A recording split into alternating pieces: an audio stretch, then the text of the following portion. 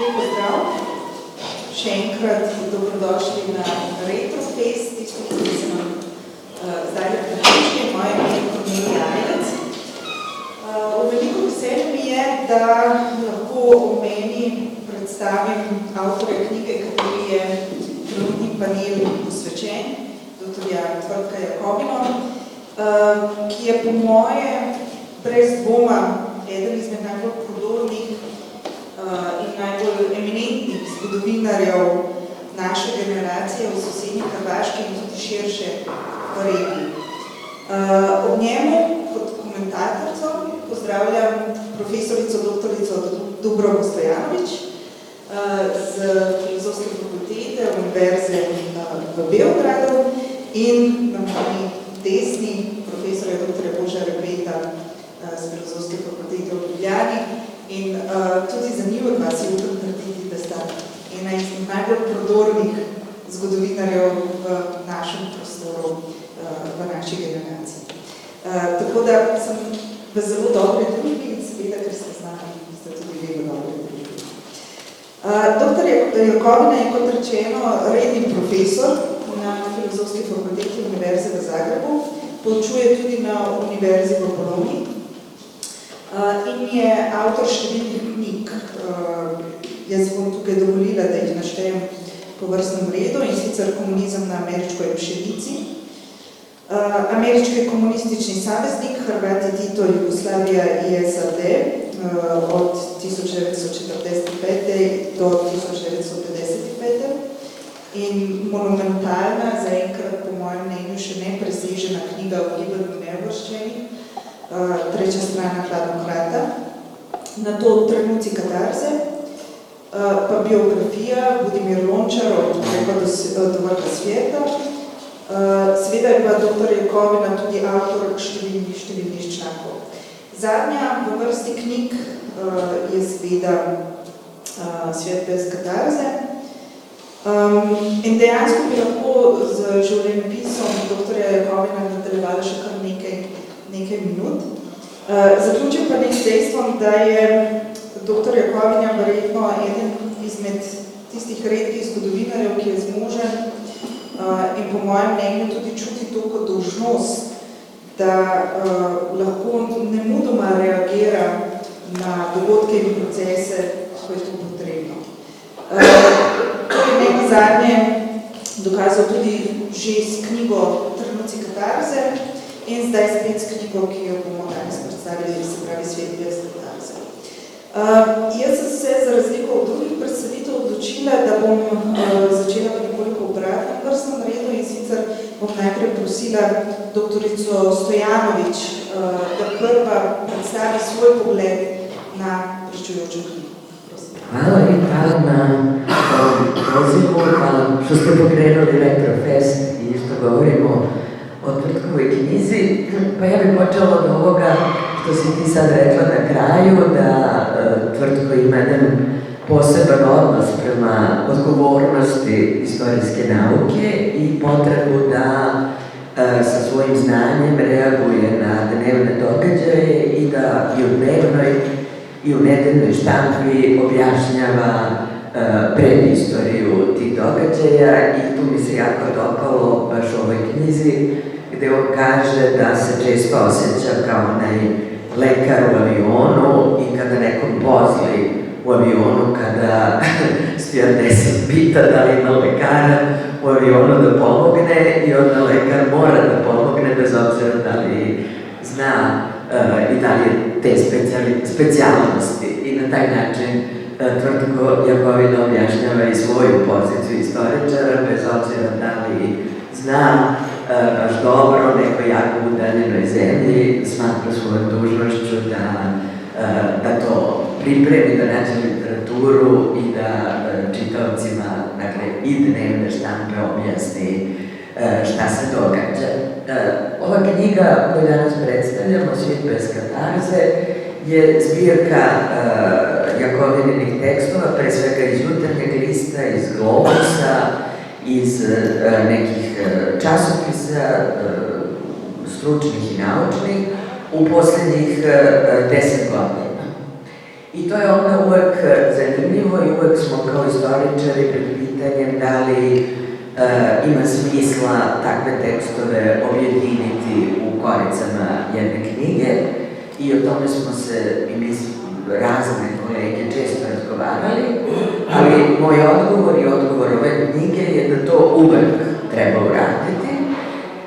Pre svega zato što je teško tražiti tekstove po novinama bez obzira na digitalne arhive, a drugo zato što kad se nađu jedni s drugima u jednim koricama knjige, ti tekstovi drugčije funkcionišu, oni ulaze u neki međusobni dijalog i dobijaju potpuno drugi smisao. A drugo što je važno, to je što će onda ta knjiga živeti u trenutku u kome je izašla i što će onda ti tekstovi dobiti značenje konteksta u kome se knjiga pojavila. I evo, to sad već funkcioniše, jer mi smo o ovoj knjizi govorili u maju u Zagrebu, kada je izgledalo da je nešto najgore što se moglo desiti rat u Ukrajini, koji je ovoj knjizi dao jedan drugi kontekst. Ali evo sada, tek 5 meseci kasnije, mi govorimo o ovoj knjizi u Ljubljani u jednom novom kontekstu rata na Bliskom istoku, koji stvara nove globalne opasnosti i koji ovoj sada knjizi daju jedno potpuno novo čitanje. I zato mislim da je vrlo važno što je ova knjiga izašla i što pomaže savremenicima da razumeju, ako je moguće, ono što se danas dešava. Ovo je knjiga u velikoj meri o globalizaciji i ona preispituje procese globalizacije na različite načine, iz različitih perspektiva, ali pre svega zalažući se stalno i treba ponoviti da Tvrtko Jakovina i predaje ovu svoju globalnu istoriju, savremenu istoriju, zalažući se za to ili za jednu definiciju globalizacije koja je meni isto najbliža, a to je da je globalizacija jednostavno jedan proces u kome događaj na bilo koje tačke sveta utiče na čitav ostali svet. Dakle, bez obzira na leve ili desne reakcije na globalizaciju, mislim da se treba držati te minimalističke definicije i da ova knjiga tu definiciju dokazuje. Ona ima 3 neke velike celine. Jedna celina se odnosi na samu Hrvatsku, na događaje u Hrvatskoj koje Jakovina tumači, druga celina su događaji u Evropi i treća celina su događaji čak i u najudaljenijim zemljama i stalno povezivanje ova 3 nivoa. I meni je to bilo posebno zanimljivo da vidim kako Tvrtko Jakovina povezuje upravo globalne događaje sa onim što se dešava u Evropi ili što se dešava u Hrvatskoj.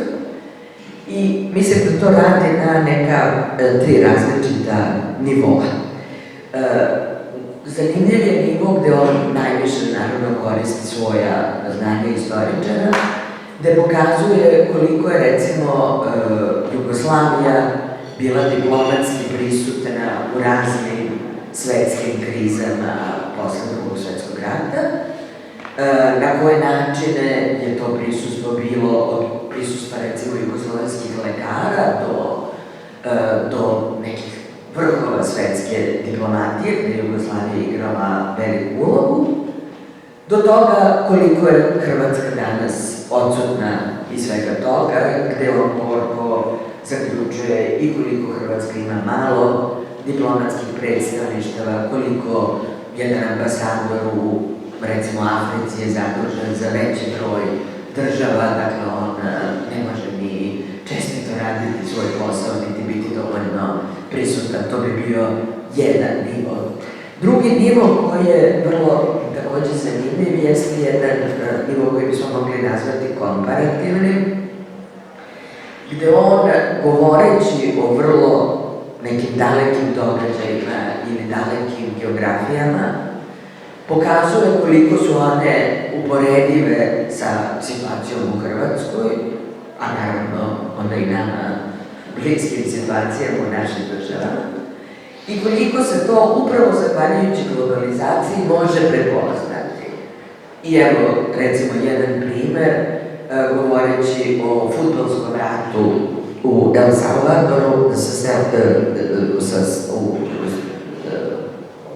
između Hondurasa i Salvadora, on govori o dva ruinirana društva, dve susedne zemlje, ruinirana potpuno tim ratom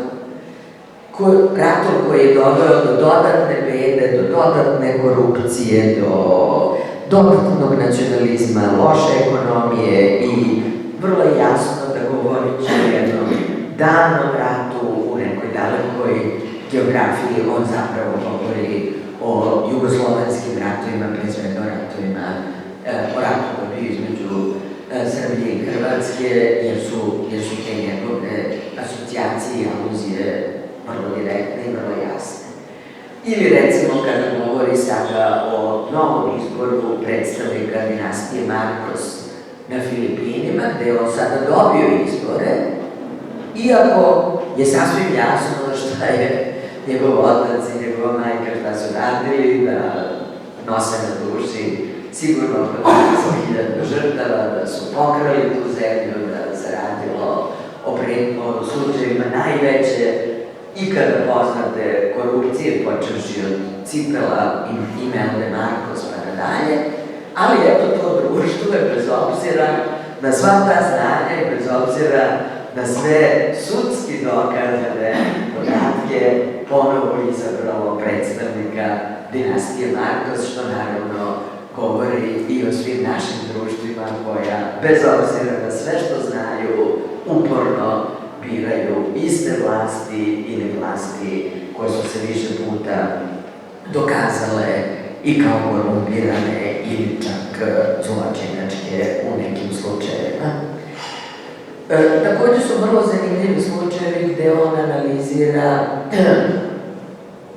suočavanje s prošlošću, to je čitav jedan niz primera, počevši od Koreje, francuskih Alžira, Afroamerikanaca, rata u Angoli. Dakle, te vrlo daleke primere on analizira sa stanovišta kulture sećanja, sa stanovišta suočavanja sa nekim od najstrašnijih zločina u 20. veku, vrlo jasno aludirajući i na naša društva koja ta suočavanja izbjegavaju ili ih rade na vrlo pogrešan način. I na kraju, na trećem nivou, on upravo kao da dokazuje ovu definiciju globalizacije kao jednog procesa gde događaj u bilo koje tačke sveta utiče na bilo koje tačke sveta, jer pokazuje kako događaji, ne znam, u Afganistanu ili događaji u Africi ili događaji ponovo na Filipinima utiču direktno na Hrvatsku i kako recimo zbog siromaštva na Filipinima danas u Hrvatskoj ogroman procenat recimo konobara u turističkoj sezoni su upravo Filipinci koji su zbog te situacije emigrirali i stigli do nas ili kako zbog stanja u mnogim afričkim zemljama, što zbog klimatskih promena, što zbog građanskih ratova, što zbog siromaštva, stižu migranti preko Mediterana, a mi se pravimo da ih ne vidimo ili se pravimo da ne znamo zašto su tu ili da ćemo ih čak još najgore vratiti tamo odakle su došli, ako ne trebalo da znamo da ih tamo ne samo ne možemo vratiti, nego po međunarodnom pravu i ne smemo vratiti. Dakle, pokazuje kroz čitav niz tekstova kako direktno neki daleki događaji stižu do nas i kako je svet povezaniji nego što je to ikada bilo. Ova knjiga dokazuje još jednu meni vrlo dragu definiciju istorije koju su dali francuski istoričari okupljeni oko časopisa Anali, koji su tvrdili da je istorija nauka o sadašnjosti.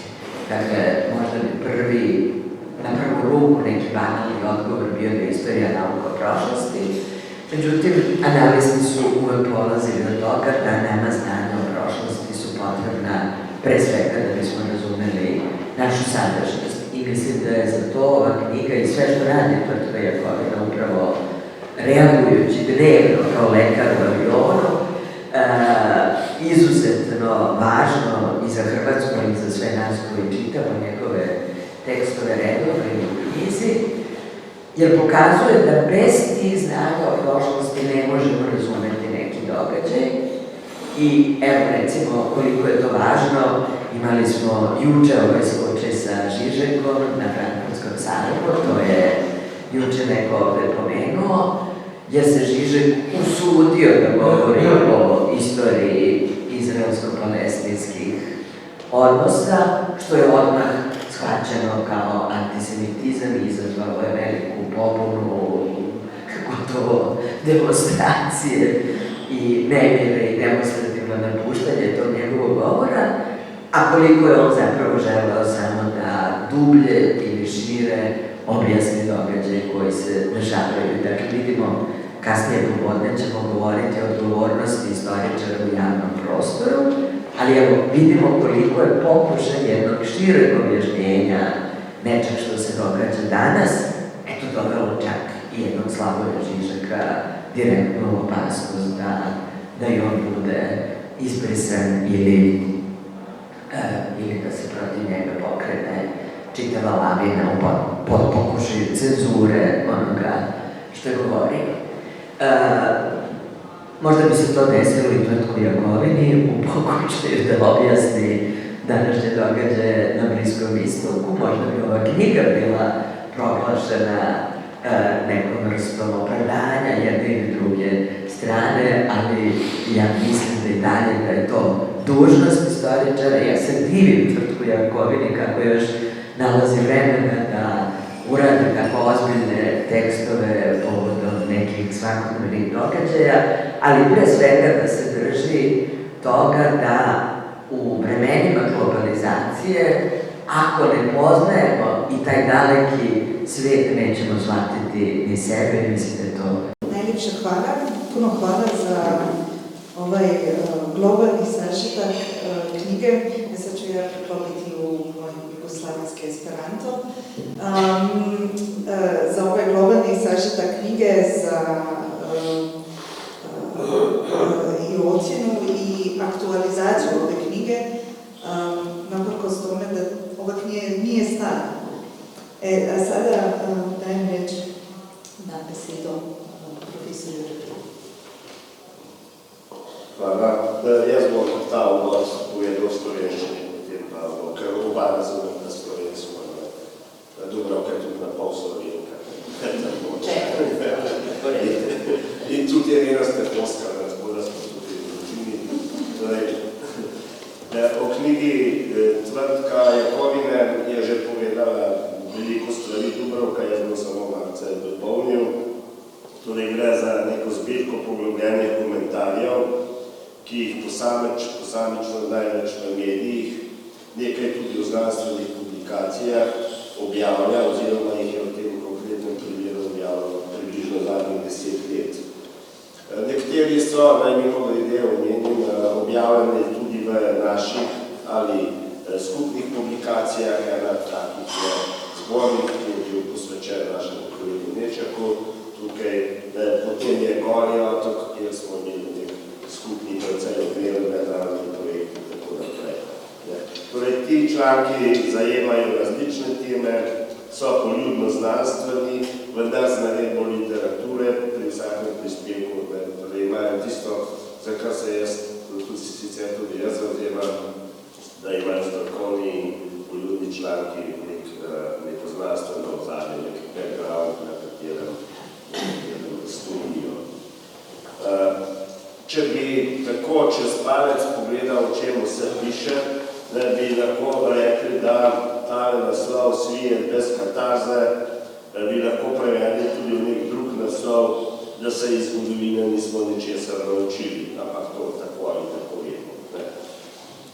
Osebno mi je tak koncept pri srcu, ker zelo pomaga tako avtorjem kot bralcem, da ko tekste sestaviš skupaj se, torej tudi sama po sebi sestavi neka nit, oziroma kot je rekla Dubravka, knjiga potem dobi neko svojo pot, nek drug kontekst. Ta rdeča list, tudi če o njej pravzaprav ne razmišljamo, ker članki se ne pišejo vnaprej z neko mislijo, da bodo nekoč v knjigi.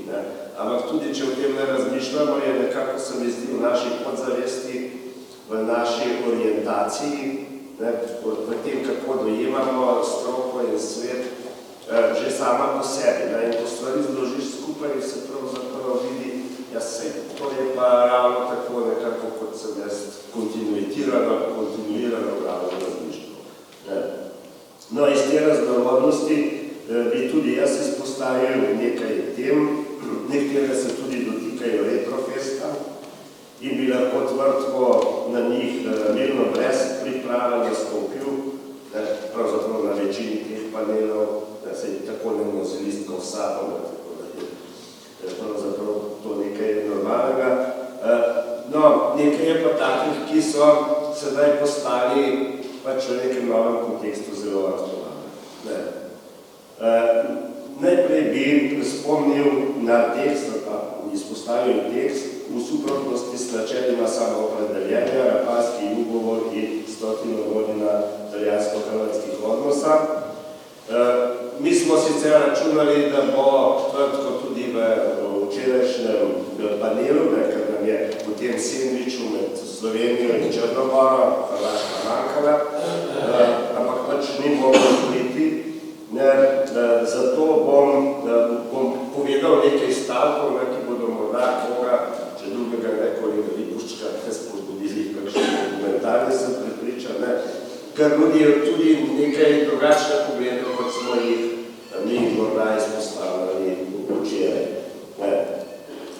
Torej, tvrtko izhaja iz tega, to je jasno, da je bila Rapalska pogodba največji diplomatski uspeh Italije od začetka velike vojne, vendar on pravi tudi, opozarja tudi na to vmesno fazo in pravi, da je dobila več, kot je izvedala v začetku leta 1920, da bo dobila.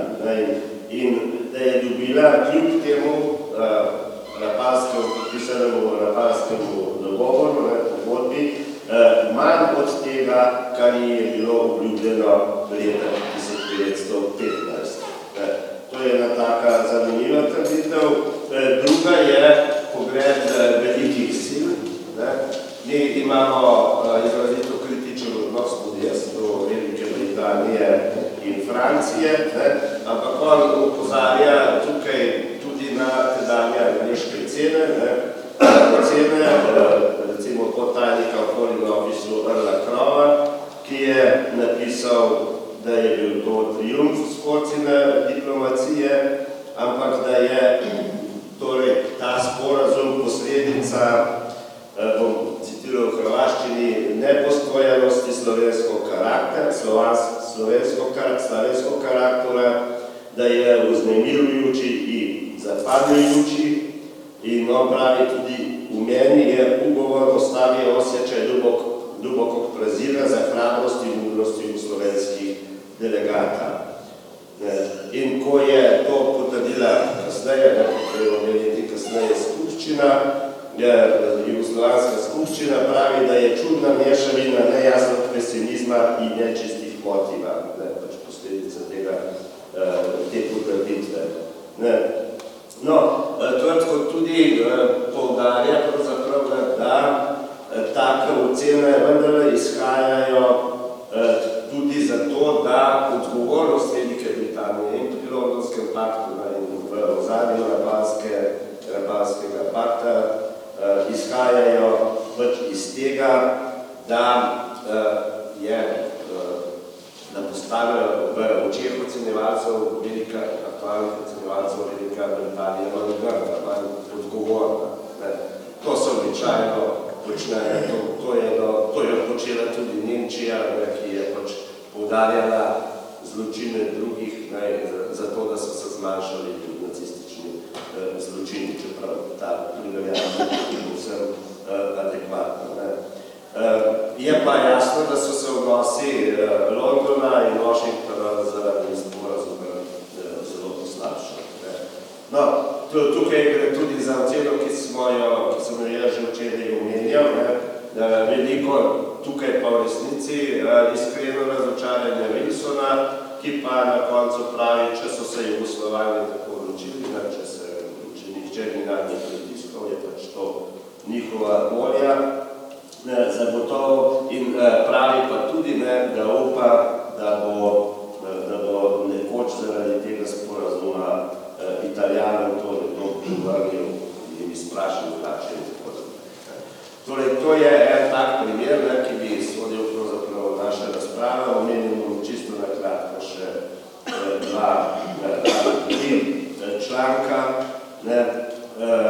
Torej, eden prav tako aktualen je tema Nemci, Nemačka in slovenski jug. Še posebej, on sicer ne gre do današnjega časa, do 60 let, ampak v kontekstu tega večnega približevanja držav, tako imenovanega Zahodnega Balkana, da je seveda novo izmišljeni politični konstrukt to poimenovanje, pokaže širši kontekst nemškega odnosa do tega prostora.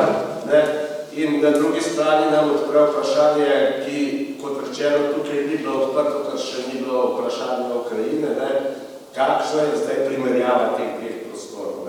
Kar naenkrat je seveda v pozornosti Ukrajina, ne samo v pozornosti, tudi v konkretnih načrtih. To je sedaj moj komentar, če bo zadeva šla tako naprej, da bodo novodobni evropsko-mesečniki s prvo mesečnico Evropske unije na čelu projekt Evropske unije in vključevanje Zahodnega Balkana kot prvi tak preizkusni kamen zagotovo potopili. Ker 40 milijonske Ukrajine, tako kot je, zagotovo Evropska unija ne more prenesti. No, zelo aktualnih je tudi nekaj člankov o ustaštvu. To bi rad posebej poudaril zato, ker se bo v novembru v Zagrebu odvijal kongres IRE, torej to je mednarodna organizacija za spominjanje na holokaust. V njej so praktično vse zahodne države, to je pravzaprav neke vrste doktrina, da moraš tam biti in plačevati članarino, in seveda se kesati za tisto, kar se je zgodilo Judom oziroma Židom, ali gre za iskrenost ali ne, seveda je to drugo vprašanje. Ampak to, da je tak kongres na Hrvaškem, ki je daleč od tega, da bi jo upravila z ustaštvom, seveda tudi kaže na neko veliko hipokrizijo zahodnih držav. Ker Hrvaška sedaj to izrablja za samo promocijo, ne pa za samo kritiko, kot je bilo morda mišljeno. In je zelo v redu, da vsaj teh nekaj kritičnih zgodovinarjev na Hrvaškem, kot je Tvrtko, kot je Hrvoje Klasič, Ivo Holštajn, no se potem se lestvica že ni to kar končala, da opozarjajo na te dileme in probleme. Torej, še dva članka samo na kratko zgolj omenim. Eden, ki prehaja v kontekst socialne zgodovine in tega, kaj se je zgodilo z delavskim gibanjem, je tak zanimiv članek, ki govori o prazniku 1. maja, in ima naslov Praznik rada v zemlji brez radnika.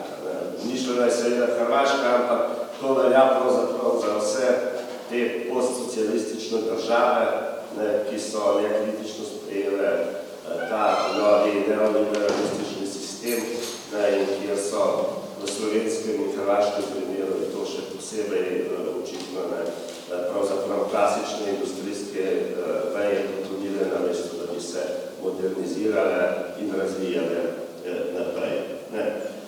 In še zadnji članek, ki bo aktualen čez en mesec, to je članek o Avnorju. Vemo, da bo 80-letnica, pripravljajo se razni dogodki, tudi mi razmišljamo, nekaj po svetu, vsaj po Zoomu, ne. Tako da je pravzaprav bi rekel Tvrtko tukaj svoj prispevek, da bi so že kar naprej. Hvala. Najlepša hvala za ta pregled izbranih člankov, kritičen pregled izbranih člankov in pa oceno, na katero bo gotovo dr. Jakovina odgovoril tekom vprašanj. Evo sad ću ja preklopiti na jugoslavenski esperanto i zapravo ovo prvo pitanje je zapravo moja misao koju sam imala kad sam ugledala ovu knjigu na prošlom Clio Festu u Zagrebu i naravno je kupila. I ova prva stvar koju sam vidjela je bio naslov knjige, Svijet bez katarze, koje podsjeće na knjigu koju ste napisali deceniju nazad, Trenuci katarze. I moja prva misao je bila šta se dogodilo da smo sada ostali bez katarze. Dakle, šta se promijeni? Nešto je govorio već Božo i Dubravka. Hvala lijepo na uopće predstavljanju i kolegama koji me malo posrame uvijek u ovakvim situacijama, ili barem u sličnim situacijama ja se ne osjećam najugodnije. Nije se ništa promijenilo, mislim da je ovaj naslov točan naslov. Ovaj prethodni naslov, Trenuci katarze, je zapravo bio tako poetičan samo. Nije ni jedan ni drugi moj, naročito ovaj prvi nije moj, njega je dao urednik i rekao je, ja sam bio van zemlje, rekao sam pa nisam siguran baš, to ti dobro zvuči. To je bio motiv, tako da je. Ali onda iz toga naslova smo mi razmjerno dugo tražili nekakav zajednički nazivnik i bilo je potpuno drugačijih naslova koji su trebali obuhvatiti, tako da se govori o svijetu i slično, dok se nije pojavio ovaj Svijet bez katarze. Mislim da je to urednik u ovom slučaju bio taj i onda smo također jedno vrijeme ostavili, rekli da je najbolje što imamo za sad, pa ćemo još malo razmišljati nakon prijedloga koji su došli. Ja moram reći da sam se obratio oko naslova kolegama koji su mi već ranije pomogli s nekim naslovima. Evo, na primjer, ovdje je apostrofirana treća strana Hladnoga rata. To je jedan aktivist zagrebački, naš bivši student, koji se zove Saša Šimpraga, za one koji eventualno ovdje znaju ili se bave zelenom tranzicijom Zagreba i pješačkim zonama u Zagrebu i tako dalje. On je predložio taj naslov, tako da mislim da ovaj naslov odgovara predmetu, odgovara svijetu, odgovara i našoj struci, odgovara i time da se bavimo nečim što zapravo ne podučava, ali možda može nekad zabaviti ili može neke stvari objasniti. Što se tiče naslova, mislim i ja u skladu dijelom sa mojim karakterom, da mislim da nije baš da učimo puno iz prošlosti, a i vi koji ste ovdje spomenuli te neke asocijacije, ja doduše se slažem s ovim što sam napisao, što je Dubravka podvukla sa tim avionom i sa liječnikom, dakle tu je riječ o nekim stvarima na koje treba reagirati brzo. Ja sam spominjao profesor Mlačanin, koji je kod nas predavao tursku i osmansku povijest, je bio jedan od rijetkih stručnjaka za to razdoblje, ili za uopće za islamski svijet, koji je u trenutku napada na Talibane u Afganistanu bio zamoljen za intervju na 101 radio stanici omladinskoj u Zagrebu, koji je rekao pa bar da ste me nazvali prošli tjedan, da se ja malo pripremim za to, a prošli tjedan još su neboderi stajali u New Yorku. I ja sam često s jednim kolegom o tome razgovarao, mislim što to zapravo znači, što znači ta beskrena, čemu uopće svrha onda ekspertize ako ne možete reagirati čak niti na ovaj novinski način da biste probali objasniti neku pozadinu. To je dijelom moj motiv bio, čak i kad teme možda ulaze u moje razdoblje, što je ovaj parlament i preimenovanje Sabora, što je jedno kratko vrijeme bilo prije 7 godina ponovo na dnevnom redu, ali mislim ne mogu reći da se ja bavim ustaškom Hrvatskom kao u istraživačkom smislu, ali taj put jesam, otišao sam u knjižnicu, prolazio sam kroz te novine i tako dalje, jer je Globus želio objaviti članak o povijesti parlamenta i sadašnji naš potpredsjednik parlamenta, tada je bio predsjednik parlamenta, kad je predložio u kratkotrajnoj Karamarkovoj vladi da se vrati ustaški naziv Sabora apropo ove igre koju je Božo spominjao. I onda je nastao recimo taj članak na taj način. Dakle, negdje to je iz aviona, ali još uvijek su to ipak tekstovi koji ulaze u moje područje. Dakle, ja ni u jednom od ovih tekstova nisam otišao baš u srednji vijek ili nisam se bavio stvarima koje ne bi bile moje na neki način ili u širem smislu moje teme. Vrlo interesantno, ja mislim da prvi tekst je o mehiškom caru Maksimilijanu, koja ja mislim da je to jedna priča koju smo Slovenci vrlo nacionalizirani kod nas, oko Meksikajnara, ovih vojaka koji su polazili sa Maksimilijanom u Mehiko i zapravo vrlo mi je bilo interesantno to čitati, jer ništa nisam znala u hrvatskom pogledu na ovu stvar. A vi u svim člancima, to je već pomenula Dubravka, zapravo ja mislim da je ova neka crvena nit je to da u stanu nije važno o kojoj državi da pišete, uvijek pišete i u Hrvatima. Jesu svugdje. Pa to je zapravo moje pitanje. Uvijek je Hrvatska u ovom svjetskom kontekstu, u svjetskom povijesti, tako da možda jedno tako pitanje kakva je komparacija, gdje je Hrvatska nekada bila i gdje je sada na ovom svjetskom političkom paketu? Možda ću malo proširiti to, da ja često znam spomenuti netko tko je bio iz Hrvatske, to ima dvostruki motiv. Jedan motiv je svima onima koji potpuno odbacuju bilo što se dogodilo u zadnjih ili u 50 godina Titove Jugoslavije, kao nevažno, da izvučemo ono što mi se čini da je danas nedosanjan san i uopće ni blizu, nigdje nismo prisutni. S druge strane, motiv je jedan sasvim drugačiji. Ja se grozim provincijalizma i grozim se uvlačenja u preuske teme i grozim se neshvaćanja svijeta i grozim se da mali narod je unaprijed osuđen na to da nigdje, da ga se ništa ne pita, da čak ne možemo ni razumijevati ono što se događa van. I to je, čini se da je to glavni motiv. I glavni motiv kad pišemo o Peru, kad dolaze, tu nije Hrvatska, tu je jugoslavenski kontekst, kad peruanski general koji je ministar unutarnjih poslova dolazi koncem 60. godina na turneju Evropom i kad gleda kako su uređene farme u Čekoslovačkoj i drugdje, dolazi u Jugoslaviju, kaže u Čekoslovačkoj i u Poljskoj ne možemo ništa naučiti.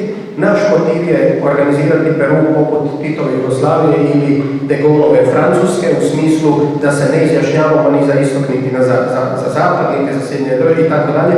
To je motiv, mislim. Tako da kad pišemo Angoli, notabene u Angoli je bio jedan Hrvat u jednom trenutku ambasador, ali kapetan Stane kojeg spominjem, koji je bio kapetan jugoslavenskog broda koji je nosio oružje Slovenac, koji je živio u Angoli poslije toga i kao nacionalni heroj zapravo i umro.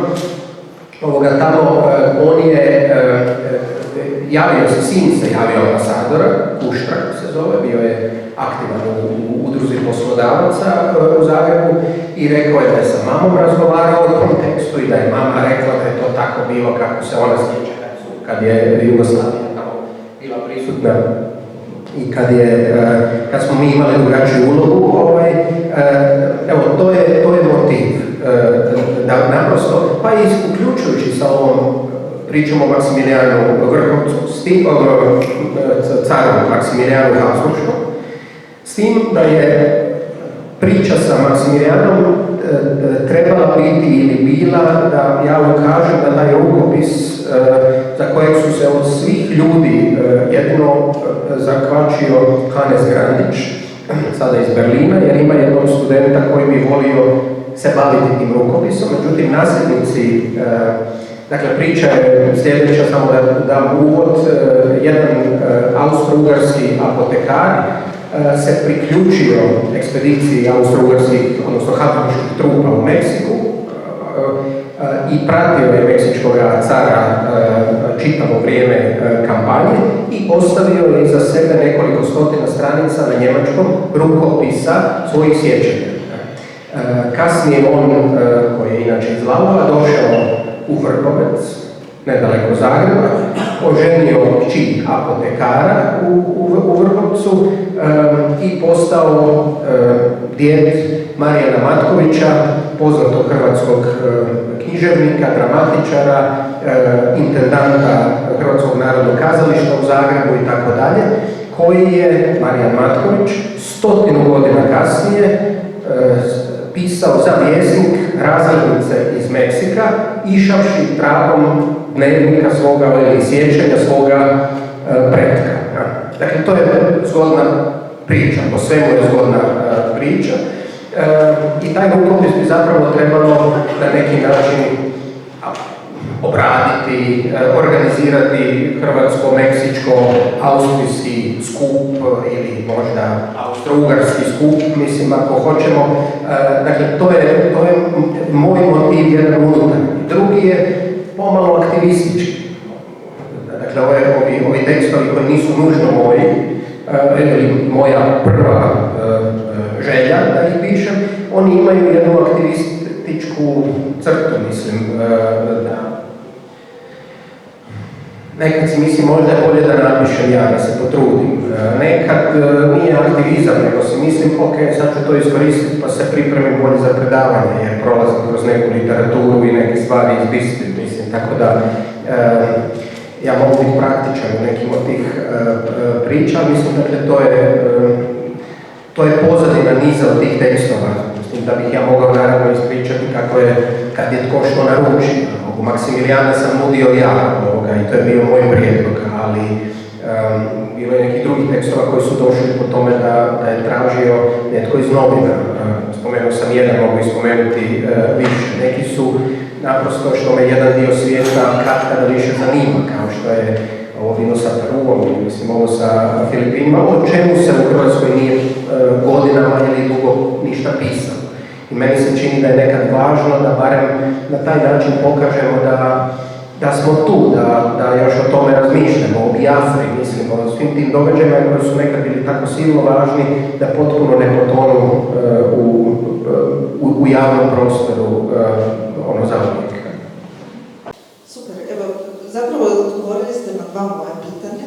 Ovdje zbog čega zapravo čitati i pisati ove tekstove o svijetu koji je nekada bio u našoj ovoj prezentaciji ili nešto tako, kad smo bili nesvrstani.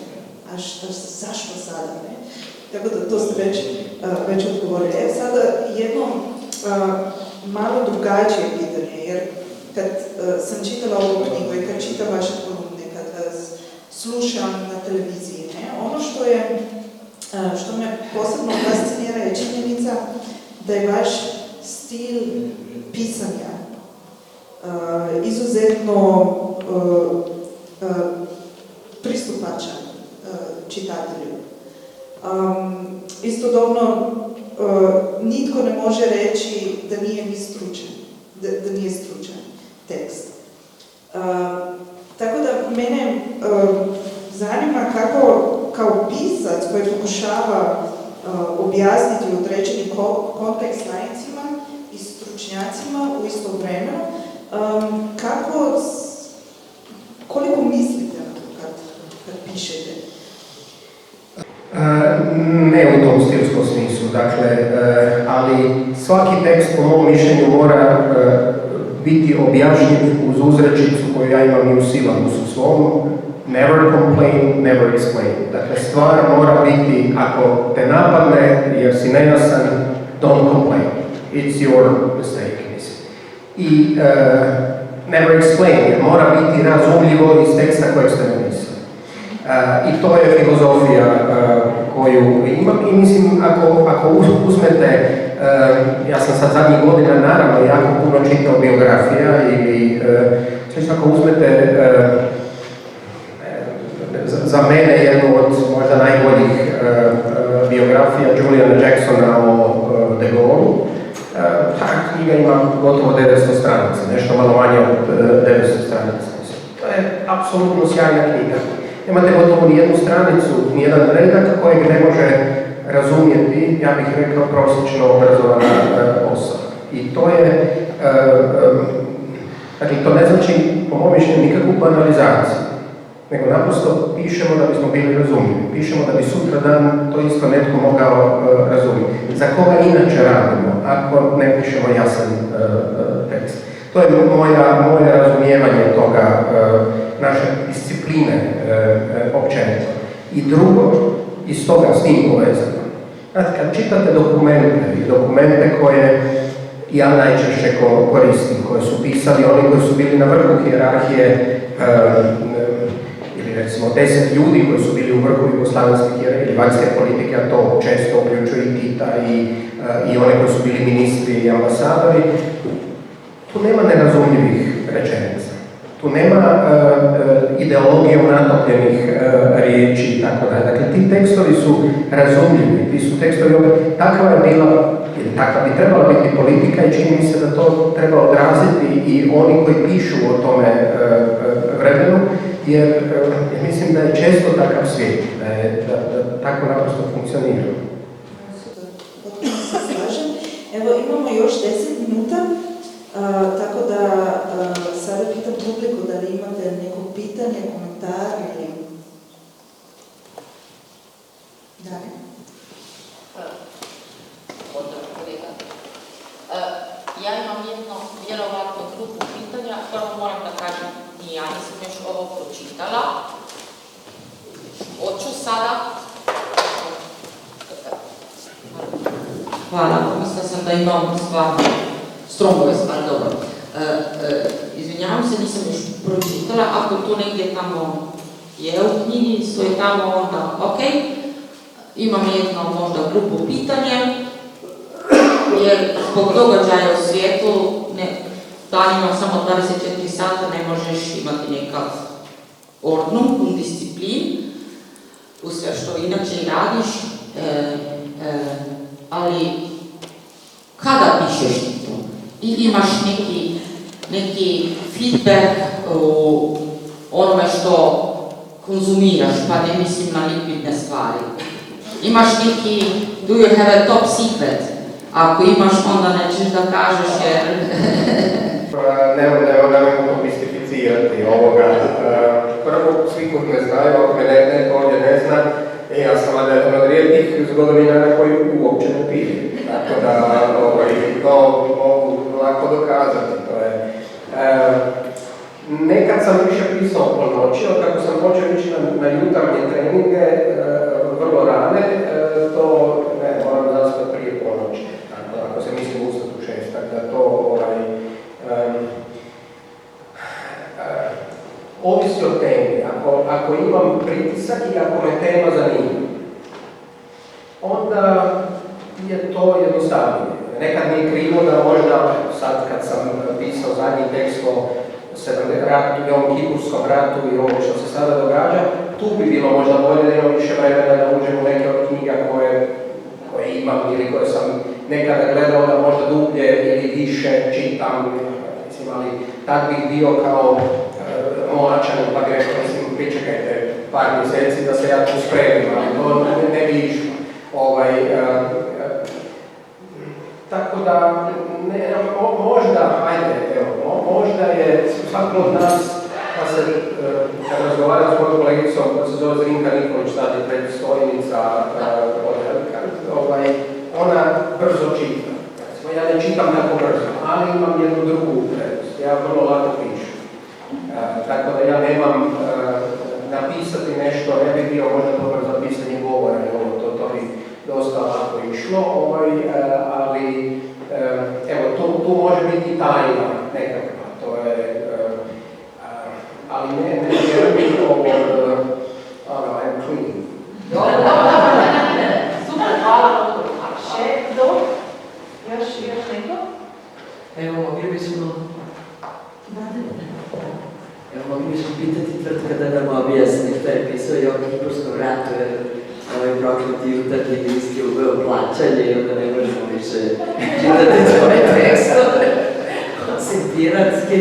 Pa evo, takav je trenutak, a da ne čekamo nekoliko meseci dok imamo objasni. Ajde, samo ću jednu točku uzeti koja je često u historiografiji bila i od naših nekih diplomata interpretirana možda u svijetu Jom Kipurskih zbivanja nepošteno. 56. godine kad je Nehru, prije nego je Nehru napravio invaziju,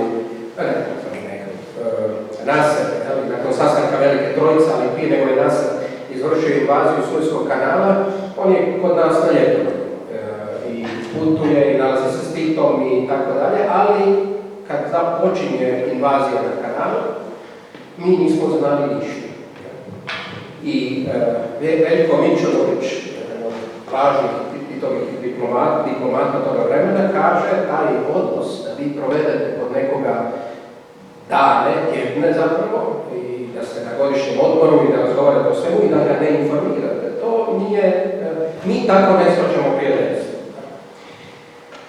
I to se negdje provlači, to je negdje bilo prisutno, dalo bi se to objasniti sa jednom drugim komentarom, radim digresiju, kad je Tito u posjeti u Libiji i dolazi na večeru, a Gaddafija nema. I mi čekamo da se Gaddafi pojavi. I dolaze Tito već star, to je jedno od zadnjih putovanja i kaže predsjedniče, mi smo trebali otići. On kaže, drugovi, mi imamo luksus da sami biramo svoje prijatelje i neprijatelje. Dakle, kakvi su, tu ćemo pričati sada da se Gaddafi, nećemo napraviti nikakvu scenu protokola. Međutim, to je bilo 56. godine. 1973. godine u Egiptu je u rujnu, polovicom 9. mjeseca, polovicom septembra, organiziran sastanak trojice arapskih vođa, jordanskog kralja Huseina, predsjednika Sirije Asada i Sadata, predsjednika Egipta. I oni između ostaloga uspostavljaju svoje diplomatske odnose koje su jedno vrijeme bili loši i razgovaraju o prilikama na Bliskom istoku, ali se Husein vraća u Aman bez da zna da će početi rat. Jom Kipurski rat. Nekoliko dana nakon toga. Taj sastanak je bio tako blizu Jom Kipurskom ratu da nitko nije vjerovao da Husein nije bio informiran kao objektivno zapadnog saveza. Dakle, između arapskih vođa je postojalo nepovjerenje, ili u ovom smislu, ali ne samo to, nego je Sadat bio ne do kraja iskren prema Asadu, jer Sadatov cilj nije bio možda pobijediti, jer je možda mogao pretpostaviti da neće biti u stanju pobijediti, ali je bio u stanju probuditi procese. U stanju je bio pokazati Izraelcima da je strateška dubina njihovog prostora premalena, da će sutradan neki rat dovesti zemlju u puno težu situaciju i da naprosto otvori raspravu. Sirijci su užasno zavjerili to Egipćanima, koji su gore na Golanu imali svoj drugi tip problema i tako dalje. Taj dio možda kad se u komparativnu odnos stavi između, to se možda može vidjeti kako su neki odnosi, kako neka interpretacija zapravo može biti ne do kraja fair, i pogotovo ako želite to nefer interpretirati, onda ćete to otpisati da možete reći da smo mi bili naivni, da su Egipćani nas smatrali nedostojnim partnerima do kraja, zapravo je nešto drugo. Zapravo pokazuje, evo, malo sam o tome pisao. Više sam pisao zapravo o ovom ratu koji slijedi, koji sad traje, nekim od tih povijesnih asocijacija. tim da sam ja otišao iz Telegramu, iz jutarnjeg lista u Telegram, koji je bio nekakav premium, koji isto ima, koji je isključio na pretplati, tako da nemam šta tu reći, ali to je drugo vrijeme. Zašto sam prešao? Zbog toga što između ostaloga portal trpi nešto malo duži tekst, a onda mogu malo iscuriti što u novinama nisam mogao, ako imam rečenicu 2-5 dužih teksta. Evo, imamo još 2 minute, pa ću si usuditi još jedno pitanje ili komentar, jer kad je izašla knjiga Dubravke Stojanović Rađanje globalnog sveta, tamo je definicija drugog 20. vijeka, 20. stoljeća. I sada sam pratila ove emisije gdje su se pojavljali tako ovog rata i jedan pobjed svugdje je bila objavljena, jer ste vi rekli da smo na početku nove epohe ili smo već u njoj. Evo, pa možda bi vas pitala oko toga kako je to katarza. I da je to katarza. Nažalost nije katarza, evo sad ja sam rekao da ovo naslov odgovara to nekom mom karakteru. Imao sam tu ideju kad je govorio o Rafalu, pa ću ja sada onda u skladu sa pesimizmom odgovoriti i tom novom epohom. Najgore što nam se može dogoditi je kad bi se u novom svijetu u kojem ulazimo stvari počele preispitivati na način na koji su se recimo preispitivali u Poljskoj ili kakvi su bili odnosi između Poljske i Njemačke već posljednjih nekoliko godina. Vidjet ćemo kakav će rezultat ovih izbora to usporiti ili na neki drugi način voditi. Međutim, ja se bojim da iznova preispitivanje ili resetiranje svijeta može otvoriti pitanje granica. Kao što je otvorio u Ukrajini, ali može otvoriti i na drugim mjestima. U tom smislu, ovaj tekst u kojem ja govorim kako od 1915. do 1941. godine sjever Jadran postaje Talijansko jezero, a onda se taj proces vraća, a 43., 45. i 54. i 74. se vraća na drugi kraj. Ja se bojim da ako se svijet bude preslagivao kao što to sada izgleda, da onda mi otvaramo sva ta pitanja. I tu ne trebate puno govoriti. Ja sam u jednom tekstu koji se nadam da će danas biti objavljen, on je govorio o 80 godina Zavnoha, o zasjedanju Zavnoha u Plaškom, je prethodio je Aloj u Jajcu i tu je bile su bitke tada jer su se Njemci vraćali ili ulazili na ona područja koje su Talijani pustili. Slovenski delegati ne dolaze jer ne mogu proći jer je njemačka ofenziva već u toku, ali Kardelj ide sa ovim crnim do Jajca autom i ipak uspiju ga proći. Ja tu između ostaloga počinjem sa jednim zastrašujućom činjenicom da je 80 godina od pazinskih odluka i vraćanja Rijeke, Istre, Zadra i tako dalje matici zemlje, Riječki Novi list nije objavio jednu vijest. Riječki Novi list koji je promijenio svog vlasnika i promijenio svoju orijentaciju nije objavio nijednu vijest. U isto vrijeme talijanska vlada je pokrenula proces za oduzimanje odličja Titu koje je bilo dodijeljeno. To još ne mora biti kao što je možda izgledalo dok je premijerka bila što je bila, dok nije bila premijerka, predsjednica talijanske vlade. Međutim, evo, sve vas ovdje pitam sa zgodovinarskim iskustvom. Kud ti procesi mogu na taj način se odvijeti? Kud to dalje ide? Kud ide dalje činjenica da Poljska ne želi surađivati sa Njemačkom oko ekološke katastrofe na rijeci Odri, koju je Poljska bila izazvala. I ribe su umrle, jer se zaslanila se voda u rijeci Odri.